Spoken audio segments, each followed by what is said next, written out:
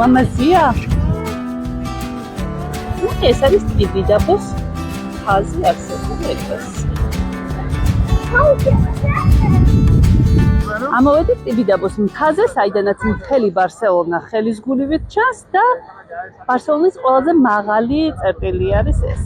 ახლა დაგათვალიერებინებთ, როგორ გამოიყურება ტიბიდაბოს მთიდან ბარსელონა.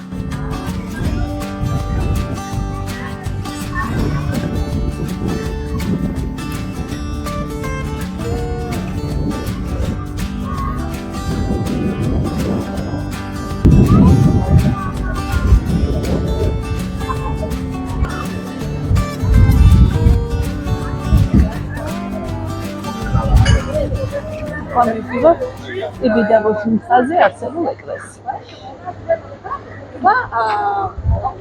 აქ თუ მოხვდებით, პირველ რიგში წმინდა გულის ტაძარი უნდა ნახოთ. წმინდა გულის ტაძარი ერთმანეთზე შემდგარი ორი ეკლესიისგან და 1886 წელს აშენებული ერმიტაჟისგან შედგება, რომლის თავზე იესო ქრისტეს 7-მეტრიანი ქანდაკება დგას.